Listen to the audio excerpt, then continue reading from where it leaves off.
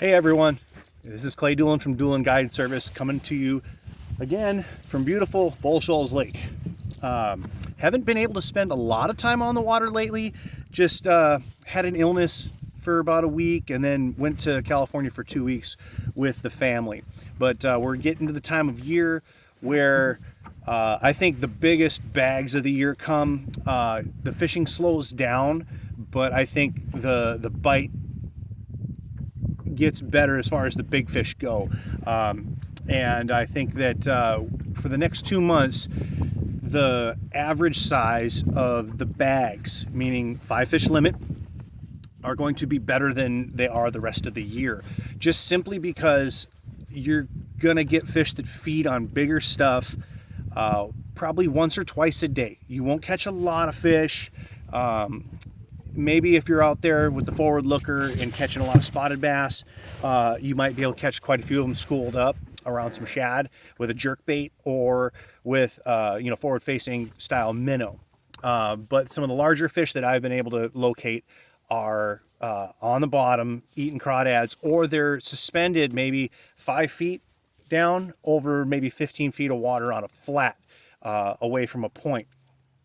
That being said, even though the bite is going to be a little slower for the next month or two, I still feel like the biggest fish of the year, your biggest bags, and even your big ones of the year, more big fish for me come between January and February than they do in the rest of the year.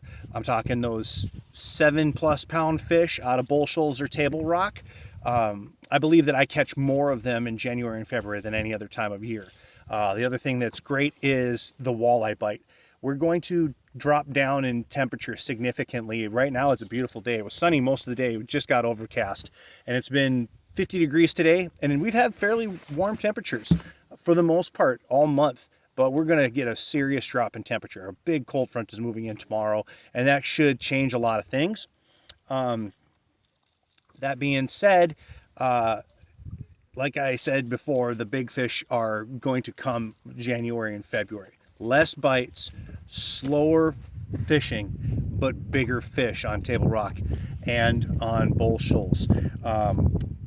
Right now, Table Rock, I have not been on a Table Rock, but my father has. Seems to be catching them on a jerk bait, and they're suspended off of main lake points. Leading into timber right now. Other than that, I don't really know too much about Table Rock. Taneycomo, however, A-rig. It's like if anybody's going out there, you can just throw an A-rig a bunch and you can just grind it and catch some quality fish. Your bag limit will be really nice. May not catch a bunch of them, but your bag limit's going to be really nice. Meaning, I think 20 pounds is on the low end for what you're going to catch on an A-rig out there right now if you grind it out all day. There are some really big bags that can be caught right now in that 25-pound class on an A-rig.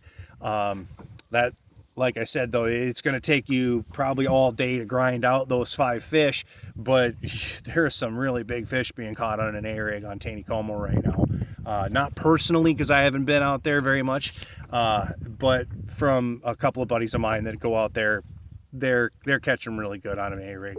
So I'm gonna have to go give that a venture here soon. I've been out all day today on Bull Shoals, and Bull Shoals has been fishing slower, but quality fish still around.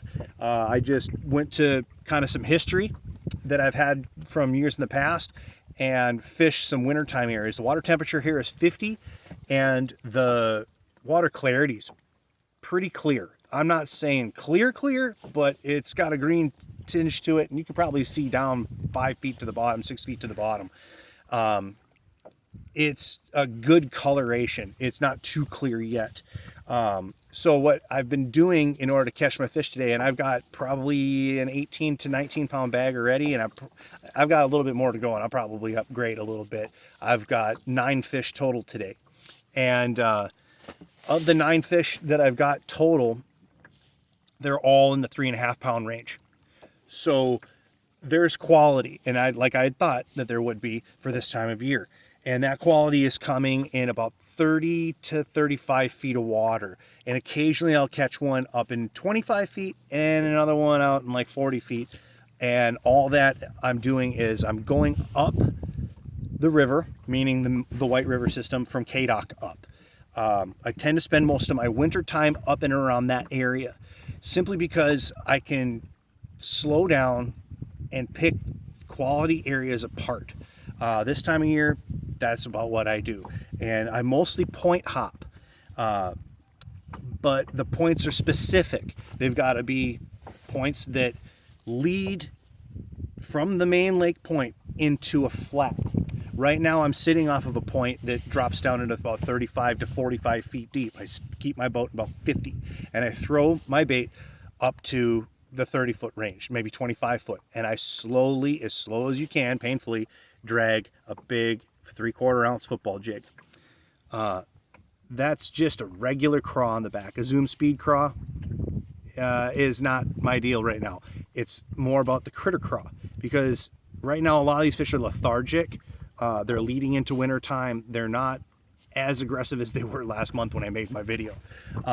So dragging this football head, I will say this, it's slow. It's kind of painful if you want fast and furious fishing.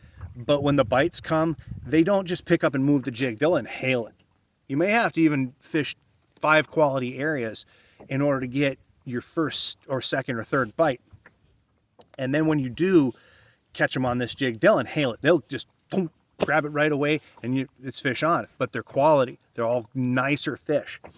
Then when you get away from those points and you slowly start making your way down the bank, on the main lake, I'm not looking for bluff walls. A lot of guys are looking for bluff walls right now, I think, because I see a lot of people fishing bluff walls, probably throwing A-rigs and such, which I don't blame them. You know, there's a good way to catch them. But I'll make my way down an area that doesn't lead to a bluff wall. It actually channel swings out away from that, and it goes into a flat. Wherever that bluff wall leads to a flat, right in that area, on the main lake, on the main portion of the lake, it seems like there's a current pull in that area, and the fish will stack up in the corner where the bluff wall meets the flat. And when I'm talking about a flat, that flat is 12 to 15 feet deep, and your drop will drop off that significantly from around that bluff wall area into 30, 35 feet. Now, when that happens, I'll throw up into the mud flat in 12 feet of water with shad wrap. The shad wrap in the jig are going to be extremely crucial over the next 2 months. I've gotten away from throwing the rock crawler because the water temperature has gone down, and the slower, more subtle shimmy of a shad wrap is absolutely deadly on absolute mud flats. Places where you wouldn't think fish would live, they're there. It's the little tiny stick-ups and things that are on the bottom that a bunch of shad are around when the sun comes out. Everything is sun-related for me right now. Granted, in the background you can see it's cloudy, but I'm trying to pick out the sunniest parts of the bank. Wherever it's the sunniest, that's where I'm going to sit, that's where I'm going to fish, and I'm going to fish slow. I'm going to throw this, and once it hits the bottom, I'm going to barely turn the reel handle over. The whole thing that I'm doing right now is slow. It's going to be slow fishing from the point to the flat. In between the points, though, you'll have these cuts, these coves and pockets that where you're fishing that jig, it'll get flatter between those 2 points that curve like this. In the dead center of those, I'll pick up a jerkbait. Occasionally I'll see them on my 2D sonar while I'm traveling between one point to the other, and they'll be suspended about 5-6 feet down over 20. And I'll throw the suspended jerkbait there, and I've been able to pick up a few fish doing that. That bite will continue to get better when our temperatures start to drop significantly, because we're going to end up with a shad kill most likely. Maybe. I'm hoping that we end up with a shad kill. And if it does, this will be really good for about a week. It'll be almost exclusive. This is a Lucky Craft pointer, Ghost Minnow Shad, or Ghost Shad, or whatever they call it. It's really good. Greenback, love greenback. Anyway, the other thing that I'm throwing is whenever I get a couple of bites on that jig on the point in the deeper water, if I feel like I need to return to it, I won't throw the jig anymore. I'll come back in with a critter craw.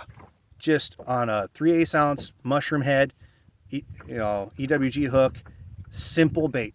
And I'll drag it around on any type of gear you want. Casting gear, spinning gear works just fine too. And I've been able to pick up a bunch of fish on that too today. Bunch meaning 3. 3 of my 9 fish today came on this. 3 of my 9 fish came on the Shad Rap, and my biggest ones came on the jig. But the Critter Craw is going to continue to be more and more and more effective. As we move forward into the winter, get away from a lot of the plastics that have a lot of water movement. Get to subtle things. Very, very subtle. Drag them around really slow in that 30 to 40 feet deep water, and you'll be surprised at how effective it is at catching larger than average fish on the sunniest banks possible. Anyway, that is the Branson area fishing report. I don't have a lot to say because, like I said, it's been a month where I just haven't been on the water as much as I should. But over January and February, I tend to spend a lot more time on the water. It's nice to be out on the water this time of year because I feel like the biggest fish come this time of year. And I'm okay with dragging a jig deep and waiting for those bigger bites to come. The walleye bite, when we get this drop in temp that's supposed to happen over the next week, where we're down in the low 20s and even single digits for lows, it's going to cause these walleyes to push shallow up into the running water, in the river system, to start their spawn cycle for the next month or so, maybe 2. And when that happens, I think the walleye bite is going to absolutely kick off. It's going to be incredible. Trolling Shad Raps from the Barker Hole to the dam is going to be fantastic. And if anybody wants to come down from up north that loves their walleye fishing, walleyes of a lifetime, fishing that 12, 13, 14, 15 pound class get caught, and there's even some fish in the high teens that get caught. So come on down, get in the boat with me, come out with me, Dual Guide Service, 417-332-5873, and I'll put you on some walleyes up the river, or let's go drag some football heads and throw some jerk baits for some big ones off points. If you have any more questions, feel free to email me, 1cdooland@yahoo.com or gmail.com, and reach out to me. I'll talk to you about the bite that's going on here if you want to take out your own boat. But if you really want to be shown how it's done and get comfortable with the lake, just contact me at Dual Guide Service on Facebook, or, like I said, my telephone number. Tight lines, everybody. Hope you had a great Christmas and a Happy New Year. It should be a great year coming up. 2025 is going to be the best year for fishing that we've ever had. Talk to you guys later.